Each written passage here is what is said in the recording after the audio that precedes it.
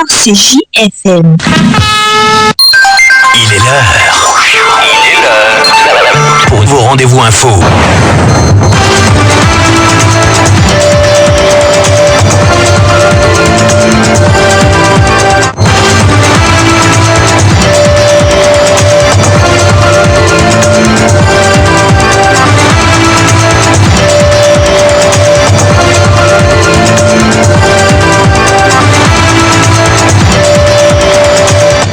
Pour vous, nous servons l'actualité dans toute sa diversité. Merci de nous rester fidèles partout ailleurs dans le monde sur la 103.fm et le www.rcgfm.com. L'actualité, la section complète de ce mardi 11 août 2020. Le sommet en un seul titre, la capacité et l'engagement citoyen des volontaires nationaux mis à l'épreuve à travers un concours. Le meilleur volontaire de l'année 2020 sera primé. Le challenge est lancé ce mardi à Lomé. Ce qui fait l'actualité à l'international sera au menu de ce journal avec Daniel Dodjani. Et puis l'actualité sociopolitique et la crise sanitaire, la Covid-19 feront objet d'un entretien. L'invité du journal, le Togolais de la diaspora aux États-Unis, Classio Koutoglo, à suivre dans ses analyses. Merci de choisir la 103.fm pour vous informer. Le développement, c'est dans une poignée de secondes. RCJ, le journal, René Améoto. Mesdames, Messieurs, bonsoir. Tout d'abord, le virus au corona n'a pas fini de faire des victimes dans notre pays. Les infections augmentent chaque jour. 7 personnes ont été testées positives hier.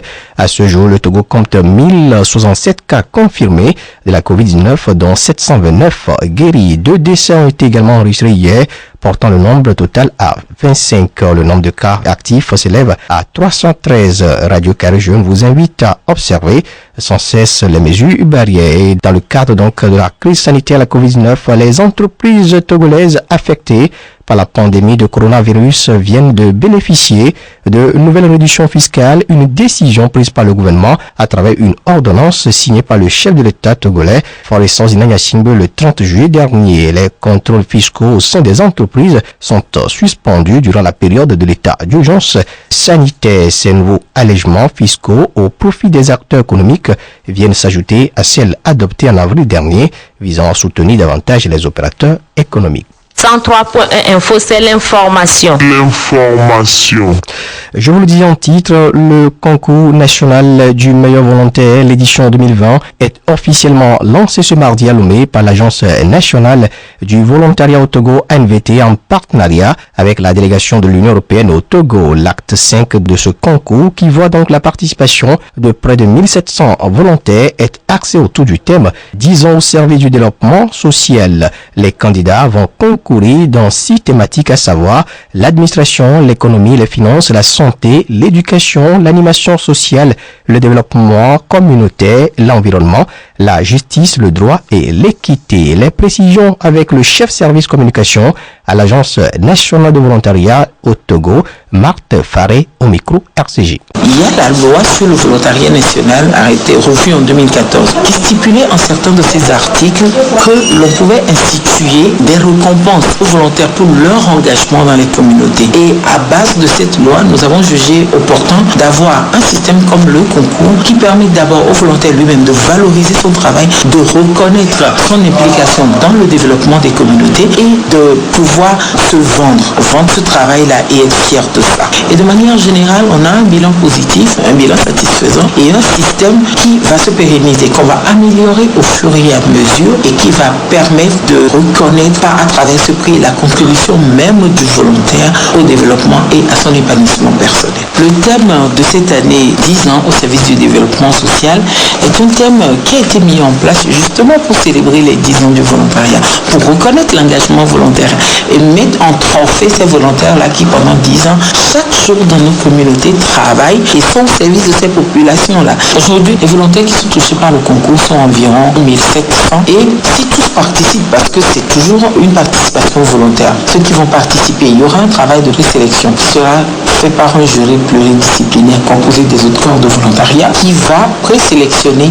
18 personnes qui sont les meilleures de leur catégorie. Et ces 18 passeront par ce que nous appelons le TAP des entretiens, qui va être un entretien en présentiel ou au téléphone. On va les interviewer à propos de la thématique de l'année choisie et de la culture générale. Et enfin, dans les 18, 6 iront à la demi-finale et vont participer au plébiscite populaire à travers un SMS voting ou en votant en ligne sur les réseaux sociaux, ce qui permettra d'avoir un classement du 1er au 6e qui seront tous primés. Le meilleur volontaire de l'année gagnera un prix d'environ 1 million de francs CFA. Marthe Faré, chef service communication à l'Agence nationale de volontariat du Togo, permettre à ces volontaires mobilisés sur ces projets de l'Union européenne de gagner un prix spécial Union européenne est aussi l'objectif de l'ANVT qui fait déjà 10 ans dans la promotion des capacités et l'engagement citoyen des jeunes hommes et femmes du pays. Le président de l'ANVT, Omar Agbangba. Depuis 4 ans, l'Agence nationale du volontariat au Togo a signé une convention avec la délégation de l'Union européenne au Togo. Convention qui fait obligation que tous les projets financés par l'Union européenne mobilisent des volontaires nationaux.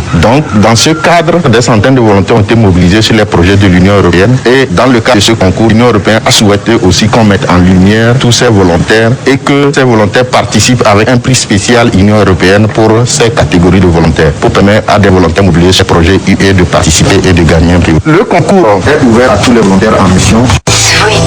RCJ, le journal, René Améoto. Et puis ce communiqué donc de la CDPA, la Convention démocratique des peuples africains CDPA, a été informé par son deuxième secrétaire adjoint Sibabi Boutou, représentant de CAP 2015 dans la Commission électorale nationale indépendante CENI de 2015, qui fut expulsé Manu Militari comme ses 4 autres collègues à cause de leur opposition à la proclamation des résultats frauduleux de l'élection présidentielle de 2015 que le Trésor public vient de procéder à un virement sur son compte bancaire au titre de ses indemnités de membres de cette commission. La CDPA prend acte de cette décision qui en fait démontre que le régime en place depuis 53 ans reconnaît après 5 ans le caractère inique et illégal de l'expulsion des 5 membres du CAP 2015 de la CENI. En ce moment où les Togolais qui ont de nouveau massivement porté le choix de l'alternance le 22 février 2020 restent déterminés à œuvrer pour qu'elle se réalise coûte que coûte cette année. Le régime vient de faire l'aveu de ce qui ne s'est maintenu au pouvoir suite aux élections de 2015 que par un coup de force électorale dont l'exclusion illégale des membres de l'opposition était un des moyens utilisés. Fort de cette nouvelle donne,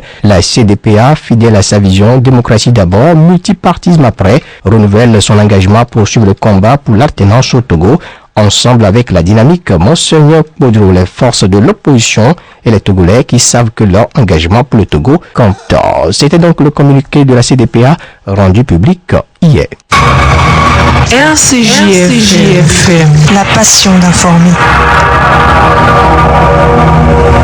Daniel Degagné est en place pour nous livrer l'actualité au-delà de nos frontières. Daniel, bonsoir. Bonsoir René, mesdames, messieurs, bonsoir. Au Nigeria, un tribunal islamique de Kano, dans le nord du pays, a condamné à mort un musicien, un jeune artiste accusé de blasphème contre le prophète. Il faut dire que les États du nord du Nigeria appliquent depuis le début des années 2000 une version stricte de la charia, la loi islamique. C'est la seconde fois qu'une peine de mort est prononcée pour blasphème. Yahaya Aminou Sharif, jeune artiste de 22 ans, est accusé d'avoir insulté le prophète Mohammed dans une chanson qui a été diffusée sur les réseaux sociaux en mars.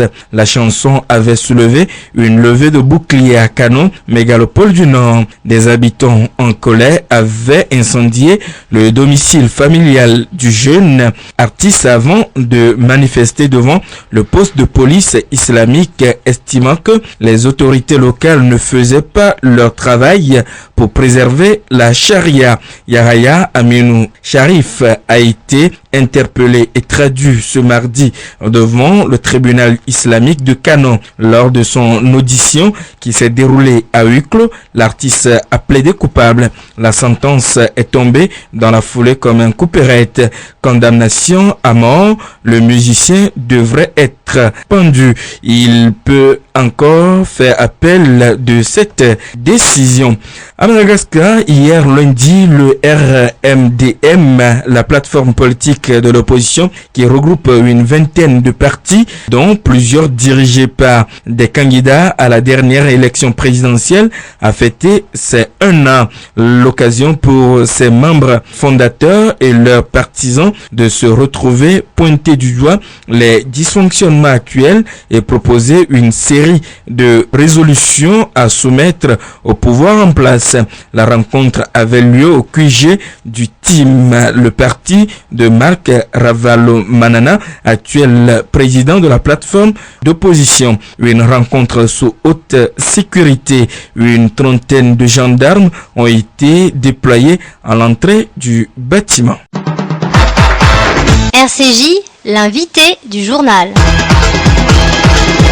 Comme annoncé donc, Classio Kutoglo est ce directeur général de la radio Diaspora africaine aux États-Unis, coordinateur général de la Diaspora consciente, administrateur de la santé, spécialiste en pharmacie, porte son regard sur l'actualité sociopolitique depuis son lieu de résidence à Ballantine, dans les Carolines aux États-Unis. Monsieur Classio Kutoglo, bonjour. La crise sanitaire au coronavirus secoue le monde. Les États-Unis sont l'un des pays les plus touché en tant que résident dans ce pays. Quelle lecture faites-vous de la gestion de la crise par le président Donald Trump? Les États-Unis sont le pays le plus touché par ce virus dangereux. Il faut dire le plus touché parce que d'abord il faut comprendre que les États-Unis sont un grand pays d'accueil, 52 États, un pays cosmopolite, un pays d'accueil, un pays touristique et un pays vraiment vaste. Donc, il est normal que une population aussi très élevée puisse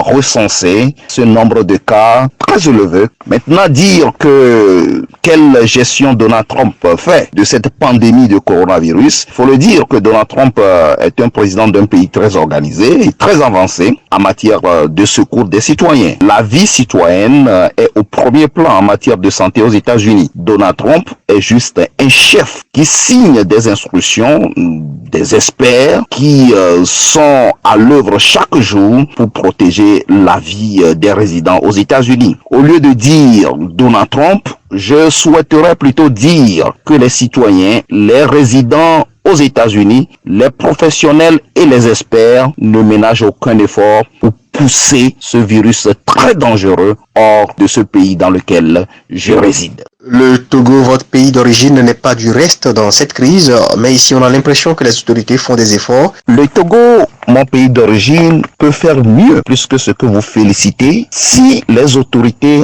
ont quasiment pris conscience de la situation et ont su que c'est une situation dans laquelle il faut vraiment débourser le budget de l'État pour pouvoir sauver, protéger et puis ensuite assurer la vie des citoyens. Je suis satisfait que vous dites que mon pays fait des efforts et non le gouvernement de Faure Gnassingbé fait des efforts. C'est deux choses qu'il faut bien nuancer. Il faut féliciter le peuple togolais, la jeunesse togolaise et surtout la prise de conscience réelle des professionnels de santé dans leurs travaux de sacrifice et de patriotisme. J'ai senti personnellement par le biais de cette pandémie, que je regarde d'ailleurs de loin avec les yeux de quelqu'un qui n'est pas novice dans le domaine, que les professionnels de santé ont réellement pris conscience de la situation et que le peuple aussi a compris que cette pandémie n'est pas politique. Et tout le monde a essayé de respecter les mesures barrières pour que le peuple soit sauvé. Je demanderai encore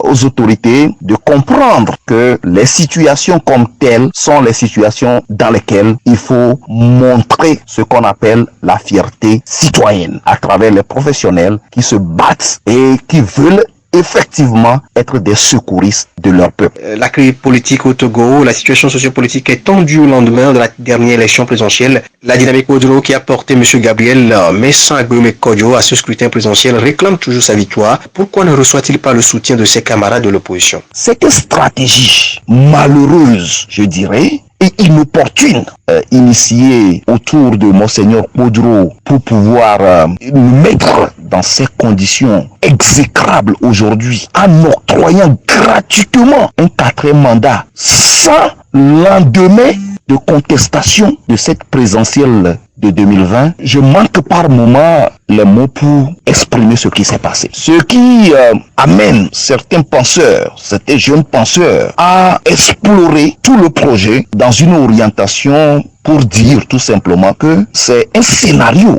qui est constitué pour mettre le peuple togolais dans un trou abyssal. Et vous savez, le trou dans lequel nous sommes aujourd'hui est très profond. Et n'eût été la prise de conscience réelle de ceux qui ont été les acteurs de cette initiative malheureuse. Si nous ne faisons pas attention, nous allons demeurer ici jusqu'à ce que la dictature scelle encore le 5e mandat et puis ensuite, très rapidement, vont préparer la relève de Faure Gnassingbé avec son petit frère Gnassingbé. 4 mois après la proclamation définitive des résultats, le nouveau gouvernement est toujours attendu. Quel visage pour le nouvel exécutif souhaitez-vous? Par rapport à ce que certaines personnes disent que le président Faure Gnassingbé souffre de certains maux pour former le gouvernement et tout cela, et ces derniers sont allés jusqu'à dire que il paraît que l'esprit même du fauteuil présidentiel n'est plus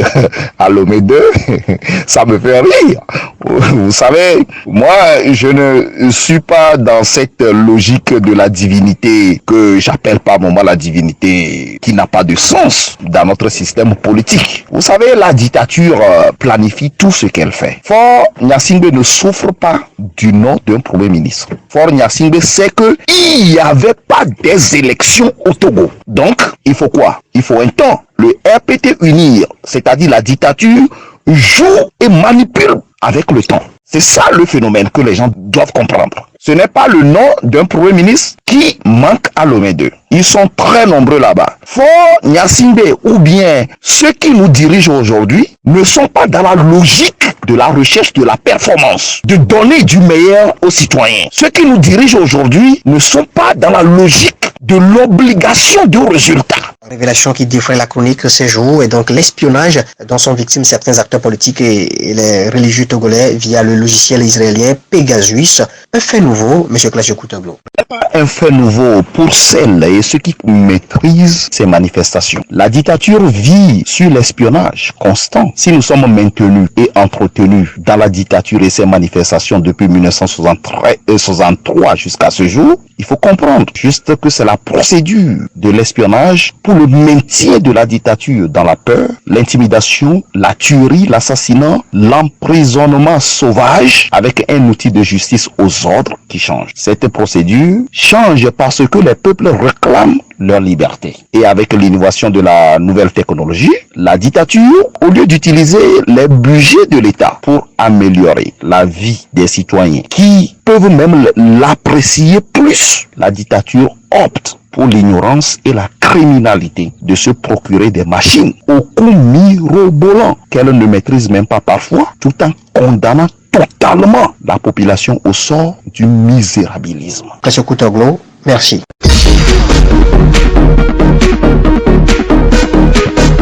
Clash Koutoglo, directeur général de la radio diaspora africaine aux États-Unis, résident à Ballantine dans les Carolines. Merci à Papa Sam pour la conduite technique. Appelez-moi René Amoto. Restez avec la 103.fm et le www.rcgfm.com.